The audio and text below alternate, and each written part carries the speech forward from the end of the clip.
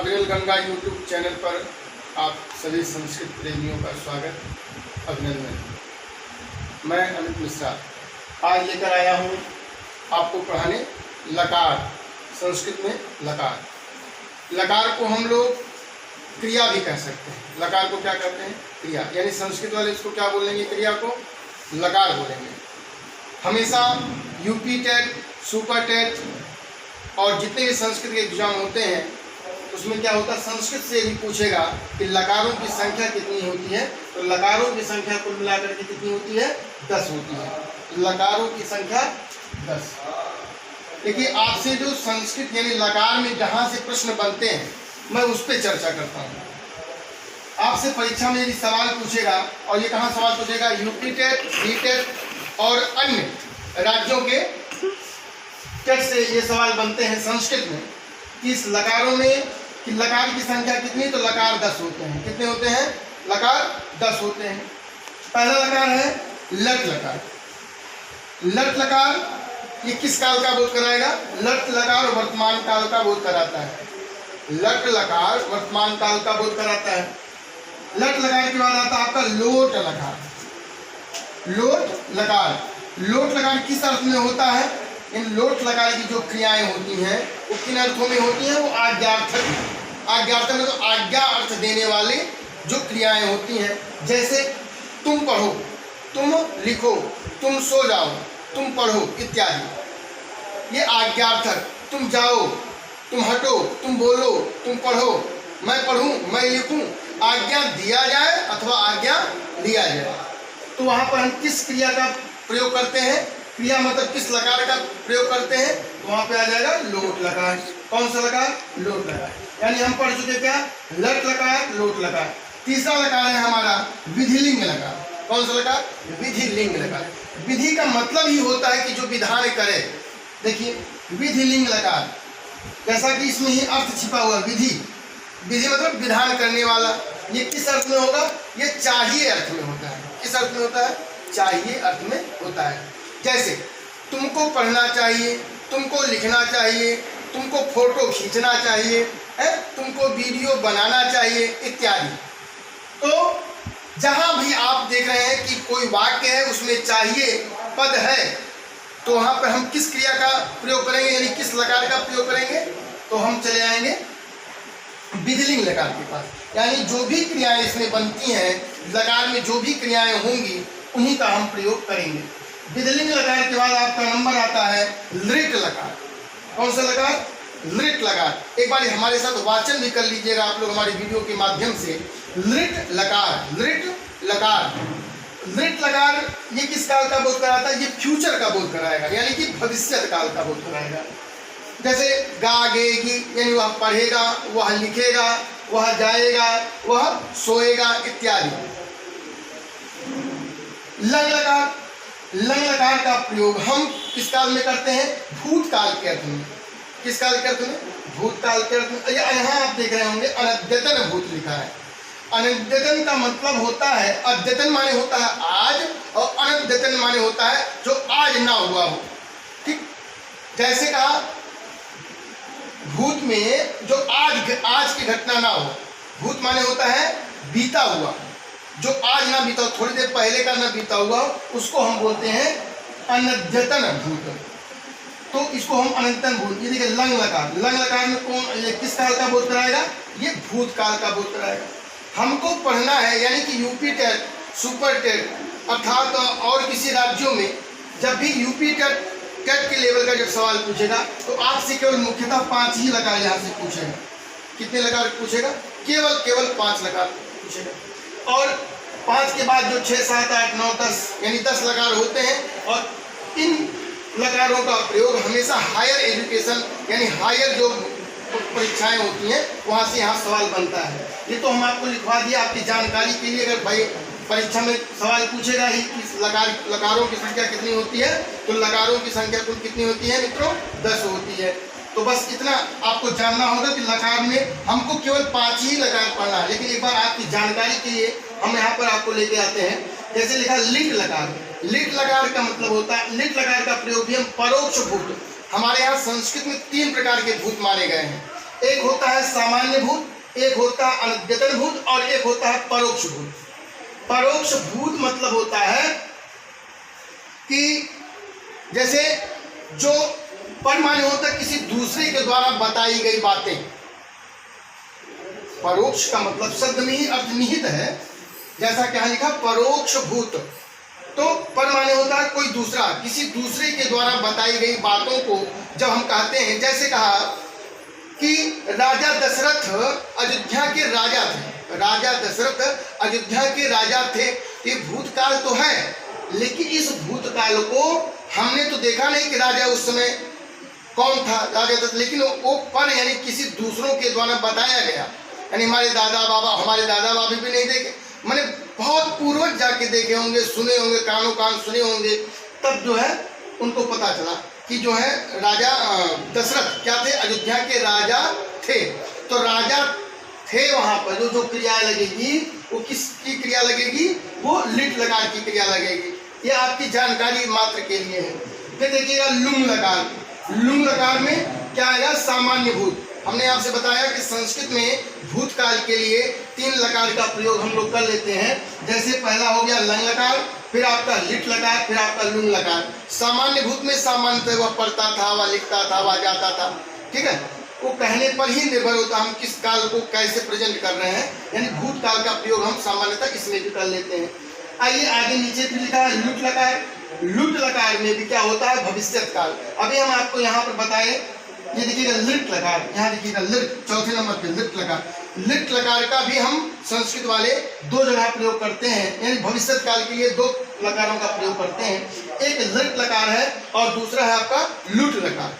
लेकिन हमको जानना क्या है, हम इसलिए आपको बताना चाहते हैं कि हम लोग को पढ़ना क्या है। हम लोग को केवल यूपी टेट और सी टेट और सुपर टेट अथवा किसी अदर राज्य से भी संबंधित टेट सवाल का पूछता है तो केवल आपसे 5 ही लकार पूछेगा। बस आपकी अपनी जानकारी के लिए आप जाने कि लकार तो 10 होते हैं, तो कौन कौन होते हैं। तो ये देखिएगा, हम बता रहे थे आपसे कि लिट भविष्यत काल के लिए हमारे यहाँ संस्कृत में 2 लकारों का प्रयोग होता है।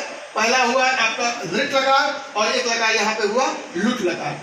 आइए नीचे आते हैं 9वें लकार में, ये आशीर लिंग लकार है। कौन सा है, आशीर लिंग। जैसा लकार के नाम से भी इसमें अर्थ निहित है, जैसे कहा आशीर लिंग, किसी को आप आशीर्वाद दे रहे हैं, ठीक है। जैसे तुम जियो, तुम जियो, तो क्या होगा, जियो, यहाँ पर क्या हो, आप आशीर्वाद दे रहे हो। तो आशीर्वाद वाली जो क्रिया होगी वो उन क्रियाओं का प्रयोग हम इस लकार से ले लेते हैं। यानी आशीर लिंग का प्रयोग, आशीर लिंग लकार का प्रयोग हम किसी को आशीर्वाद दे रहे हैं तो उस क्रिया का जो लकार होगा यहाँ से हम लोग निकाल लेते हैं। क्रियातिपत्ति, ये देखिए क्रियातिपत्ति लकार लिखा है, लकार। इन क्रियाओं का प्रयोग कहाँ होता है, वो आप पढ़ेगा तो वह बनेगा। खेती होगी तो फसल होगी, खेती नहीं होगी तो फसल नहीं होगी। यानी क्रिया से, अगर एक क्रिया जब किसी दूसरी क्रिया से निर्भर होगी तो वहां पे क्रियात्पत्ति लकार होती है और वहां पर इस लकार का प्रयोग किया जाता है। एक सवाल और आपसे बनता है, जो लकार से जो सवाल आपसे पूछता है वो प्रायः परीक्षों में एकदम 100% यहाँ से सवाल एकदम हमेशा बनता है कि वेदों में किस लकार का प्रयोग किया जाता है, वेदों में किस लकार का प्रयोग किया जाता है।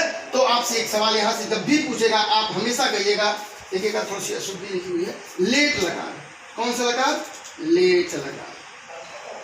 आपकी जानकारी के लिए ये देखिएगा, कभी कभी परीक्षा में सवाल पूछता है कि वेदों में किस लकार का प्रयोग होता है, तो वेदों में लेट लकार का प्रयोग होता है। किस लकार का प्रयोग होता है, आप सो जाइए, बोलिए लेट लकार का प्रयोग होता है, ठीक है, लेट लकार। अब देखिएगा परीक्षा में सवाल कैसे बनेगा, देगा कि वेदों में किस लकार का प्रयोग होता है अथवा वेदों में लकार का प्रयोग होता है। 4 ऑप्शन दे दिया, ABCD, तो आप किसको मारेंगे, ए में आपको दे दिया कि लट लकार, लोट लकार, विधिलिंग लकार और लेट लकार, यानी ABCD क्रमशः दे दिया। तो आपको मारना क्या है, डी ऑप्शन को मार देना है, फिर आपका सही हो जाएगा, आपको 1 नंबर मिल जाएगा। तो हो सकता है उसी 1 नंबर की बदौलत आपको आपकी नौकरी मिल जाए, आपको अपना मंजिल मिल जाए, ठीक है। आगे बढ़ते हैं हम लोग,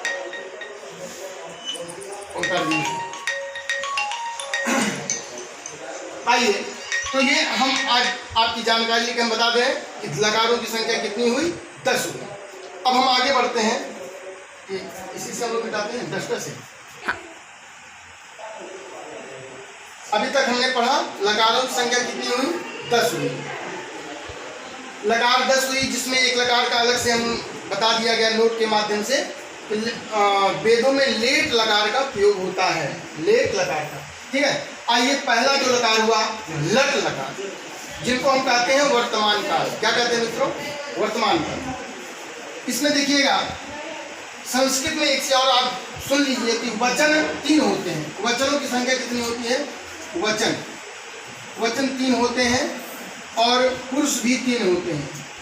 पुरुष, ये आगे आपको हम बताएंगे जब नियम आएगा इसका।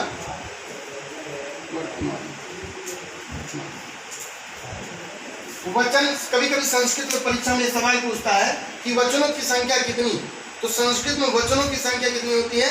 3 होती है। एक वचन, द्विवचन और बहुवचन। देखिएगा मित्रों, कंफ्यूज मत होइएगा, क्योंकि हिंदी में यदि आपसे सवाल पूछा कि वचन कितने होते हैं तो आपको बताना है 2 वचन। कितने वचनों की संख्या? एक वचन और बहुवचन। कितना होगा? एक वचन और बहुवचन। आइए, एक वचन,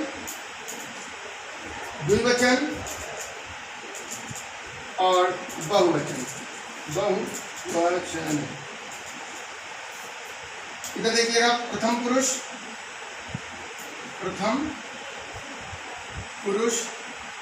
मध्यम पुरुष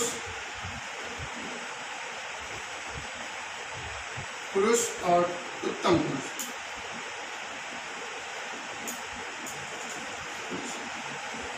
यहाँ एक धातु लेते हैं, जैसे ले लिया हम लोग ने पठ धातु। कौन सी धातु? ये धातु है। पठ माने होता है बच्चा पढ़ना, ठीक है। कोई भी क्रिया ले सकते हैं, लेकिन यहाँ पर हम लोग लेते हैं पठ। तो चलेगा इसका रूप पठति, पठतः, पठन्ति, पठसि, पठथः, पठथ, पठामि,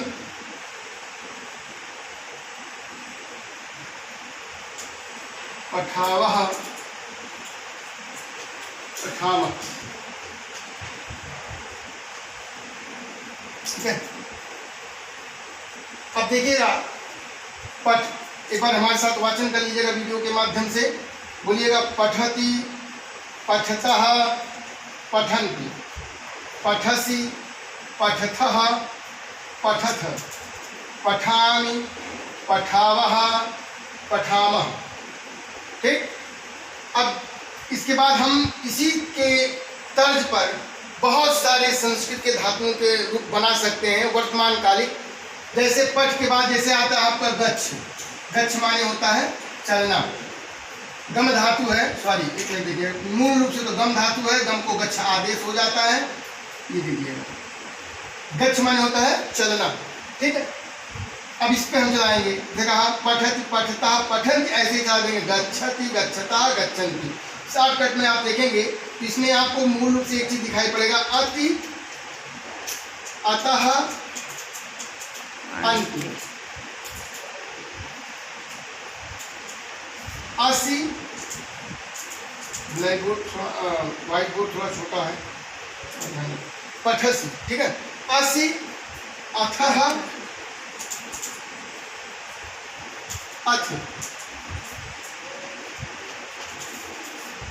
इसको नीचे लिख देना है। ये देखिएगा, आमि, आवह, आमह। अब आप एक चीज देखिएगा, पठति में पठ है और अति है। मूल धातु क्या था? पठ धातु था। देखिए अब पठ में हमने अत जोड़ दिया, बन गया पठति। ऐसे ही गम को गच्छ आदेश हो गया तो गच्छ लिख दिया और अति लिख दिया तो क्या बन गया? गच्छति, ठीक है। इसी प्रकार गच्छति, गच्छतः, गच्छन्ति, गच्छसि, गच्छथः, गच्छथ, गच्छामि, गच्छावः, गच्छामः, ठीक।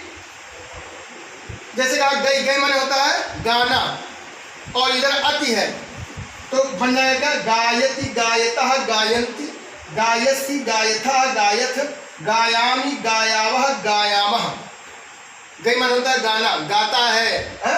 गायति गायतः गायन्ति, गायसी गायथा गायथ, गायामी गायावह गायामः। इसी प्रकार से जैसे कहा भू धातु है, भू माने होता है होना, भू का बन जाएगा भवति, भवतः। देखिएगा अत्यतः अंत सब धातुओं में आप जोड़ते चले जाएंगे। तो यहाँ देखिएगा भवति, भवतः, भवन्ति, भवसि, भवथः, भवथ, भवामि, भवावह, भवामः। आज हम केवल आपको लट लकार ही पढ़ाएंगे। तो लट लकार का एक शॉर्टकट में, जिसको आप कह सकते हैं कि एक सूत्र के माध्यम से आप जानिएगा। बस इतना बड़ा आप रट लीजिएगा कि लास्ट में अति अतः अंति, अति अतः अंति, बोलिएगा अति अतः अंति, असि अथ अथ, आमि आवह आमः। ठीक, अति अतः अंति, असि अथ अथ, आमि आवह आमः। अब इसी तरह पे हम कुछ भी बैठाएंगे, कोई भी क्रिया हम बैठाएंगे, अगर लट लकार में चलाना होगा तो, यानी हमको अगर पठ धातु याद हो गया, पठत पठता पठंत याद हो गया, तो हमको हजारों हजार लट लकार की धातु में याद हो जाएंगे। ठीक है, इसके आगे की चर्चा हम लोग कल करेंगे। लट लकार के बाद हमारा जो अगला वीडियो बनेगा वो लोट लकार पर बनेगा। ठीक है, फिर जयतु संस्कृतम, जयतु भारतम।